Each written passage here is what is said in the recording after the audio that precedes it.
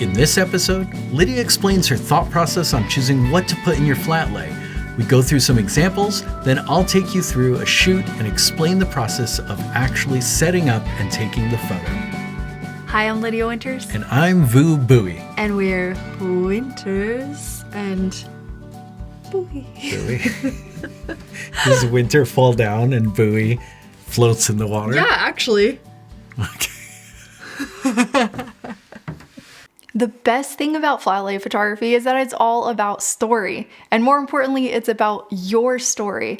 You get to think about what things really represent you. Both Vu and I have a very minimalist style when it comes to flat lay photography, meaning that we want every item in the shot to serve the story we're trying to tell. So we don't add things in just for texture or aesthetic reasons, but we really want each item to be part of the theme and the topic we've decided on. When deciding on a theme or story for your flat lay, the first thing I do is start looking around the house.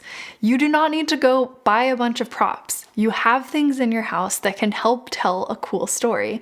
It can be something that's an action like traveling, or it could be something that's a hobby, gardening, photography, watches. We all have a lot of things around us that we can use to really tell an authentic story and also give the person looking at your image a lot of information about you as a person. Vu and I looked around the house and decided on 3 themes that we wanted to create flat lays.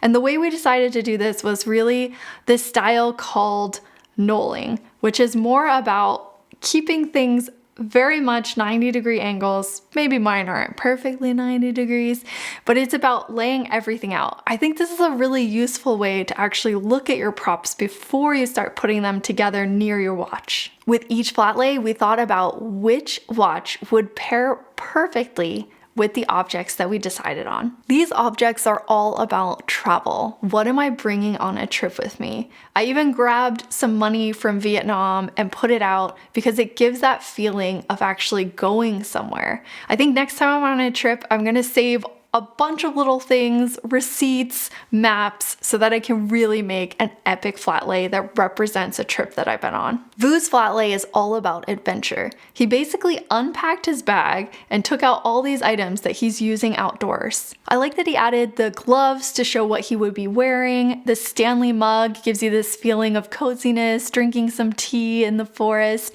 and then also a first aid kit for when he inevitably cuts himself with all of those knives.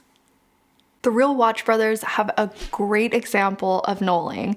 They have laid everything out perfectly, really thinking about that spacing and the details, and that's something that you will want to do in your flat lay if you want everything to be very symmetrical and evenly placed. This flat lay is all about one of my favorite hobbies, which is card making, and I really thought about the color scheme, which can add so much to your flat lay.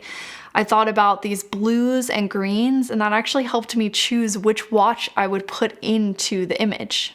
In the other 2 flat lays, we definitely went very much more towards the knolling, everything being very straight and even. And in this one, I wanted it to feel a little more fluid, putting the ink cartridges together in a little group and having the pen angled to give it more of a feel of motion. So that's something you can do in your flat lay to make it feel different than if everything's perfectly aligned. Pocket Trinkets is my go-to source for color inspiration. She expertly color coordinates, and in this flat lay, she's really showing her everyday carry items, and I just love how they all fit together perfectly. You can also use color in the background of your flat lay to make it really dramatic and awesome looking, like this shot from Masaharu. His use of the color orange makes it really modern, and I love the detail that he took off the filter from the lens and actually propped it up to give the image this very interesting feel and something that you kind of want to look at even more. It's a great idea to do that in your own flat lay photography. You can take the batteries out of cameras, use the cords, take things out of the container they're in so you have more to work with that all go with your story. My favorite flat lay that I made was on set shooting our big show for my work, and I actually took all of the items that I was using, my in-ear monitors, my battery pack, and I arranged them. And it gives me this feeling that every time I look at it, I remember that moment in time. So really think about moments in time as something that you can also capture. Like this image from my Nichi watch. where she's actually celebrating Lunar New Year.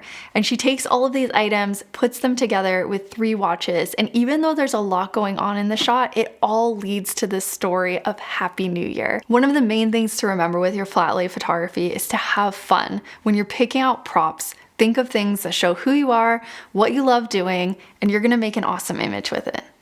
So now we're ready to actually set up and take a photo. First thing I like to do is set up a workspace that works for me. I like to choose a height that's kind of low to the ground.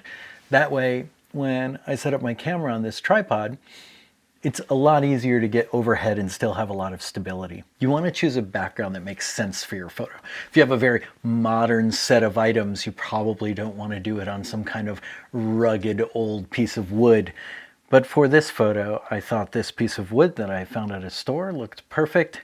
And then I have this piece of leather that I use as a work surface for changing straps and working on the watches that I bought from Watch Pouch. I like to place my watch right dead center. It's a personal preference. You don't have to do it dead center, but it really helps me visualize how I want to place things around the watch. I'm using one of my handmade bracelet fillers. It gives the watch a little bit of elevation, and it's going to make it stand out from the rest of the props. And then I can use my aperture to control what's in focus and what's not in focus. So once your watch is set up, your background is set up, I like to set up the camera right away. I always set up the camera on a tripod, especially when you're doing a flat lay, but I do it for almost everything. You can make changes in your photo, and if you're hand holding your camera, then every time you go to take a photo, maybe you don't like something, you make a change to it, or you move the light, or you do anything. When you go to retake that photo, it's not going to be exactly like the last one you took. So you're not able to change one thing at a time unless you lock your camera down. Then any changes you make, whether it's to your exposure, whether it's to the light, whether it's to the items in the photo, all of those changes will be individualized, and there's no other factors changing your photo. So I highly recommend getting a tripod that allows you to get over top, especially if you want to do flat lays. After I have my subject in place on the background, the camera set up on the tripod, then I'll throw in a light. For this, I'm using this constant light source. It's just an LED light. It makes it easier to shoot this video, but I often use flashes as well. Get the light in a general position that you want. In this one, I'm actually coming in at around a 45-degree angle.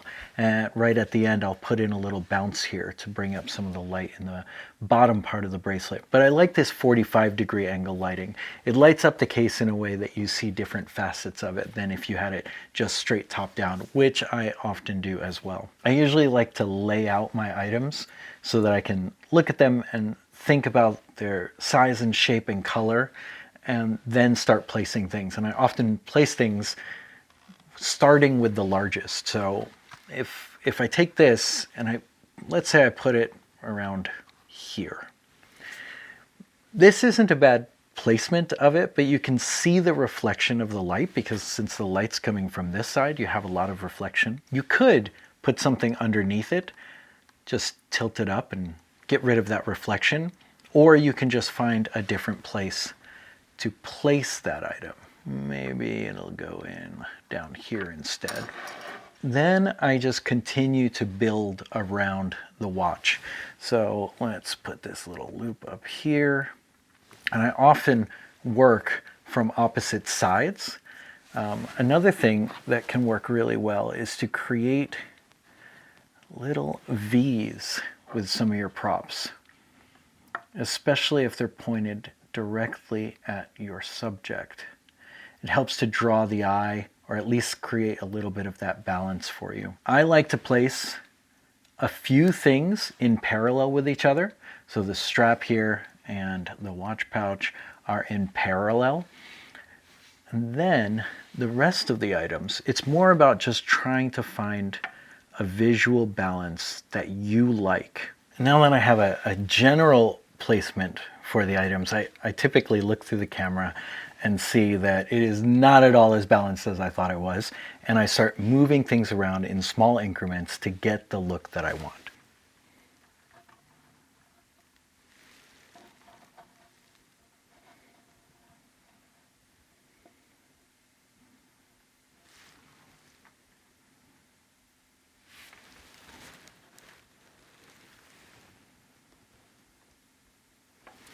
I like to have a buffer zone around the watch that nothing encroaches on. And I like the space outside of the watch to be kind of symmetrical. A question I often get is how to make sure you're not getting reflections in the crystal. And one of the easiest ways to think about this is if things are lit as well or even better than your subject and they are in front of the crystal, then you're probably going to see a reflection of it. So you can see if I put my hand where the lens is, which is just above where the light is, you can't see a reflection of it. But as I bring my hand into the light, you can see that reflection.